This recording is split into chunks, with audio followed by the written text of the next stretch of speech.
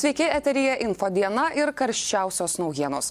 Garliavoje Klonio gatvėje esantis mano kolega Karolis Vaitkevičius praneša, kad prieš kelias minutės čia atvyko vaiko teisių apsaugos tarnybos darbuotoja. Karoli, ar tu mane girdi ir ar galėtum papasakoti, kas vyksta? Rasa, išties, žinių apie tai, kad šiandien gali vykti mergaitės perdavimas, buvo jau ryte. Klonio gatvės žmonės buvo sunerimę, jų vis rinkosi vis daugiau ir daugiau. Šiuo metu jų yra apie 100. Prieš kelias minutės pravažiavo vaiko teisių apsaugos darbuotojų automobilis. Prieš tai buvo žinių, kad Stankūnaitė apsilankė pas antstolę. Žmonės, sureagavę į pravažiuojantį automobilį, subėgo prie kėdžių namų. Užtvėrė įėjimus, operatorius parodys, išties visi yra susispėję kieme, galite tai dabar matyti savo televizijos ekranuose ir žmonės laukia, matome, vyksta judėjimas Klonio gatvėje, tačiau kol kas Stankūnaitės nematyti. Ar šiandien bus perdodama mergaitė, taip pat dar negalime pasakyti. Bet sujudimas aiškus, matome, šeimos nariai žiūri per langą viršuje. Jaučiamas sutrikimas. Rasa? Karoli, ar padaugėjo policijos pareigūnų, nes praėjusį penktadienį jų pasirodė daugiau, kai atvyko ir Laimutė Stankūnaitė ir vaikų teisių apsaugos darbuotojas? Išties, iš čia, kur mes stovime, daugiau policijos pareigūnų kol kas nematyti, stovi vienas ekipažas.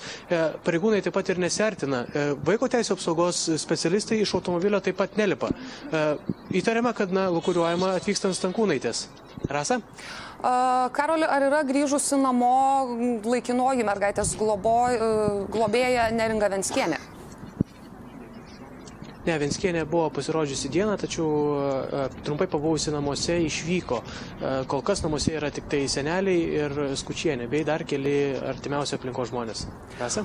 O kokios yra žmonių nuotaikos? Ar jie labai kovingai nusiteikia ir galbūt pačią minę galėtum apibūdinti? Ar ten yra daugiau jaunimo, ar daugiau pagyvenusių žmonių? Nes mes, aišku, žinoma, matėm keletą jų pasisakymų, tačiau toks bendras vaizdas, kokios yra jų nuotaikos? Ar jie daugiau kalba, ar jie nusiteikia iš tikrųjų veikti?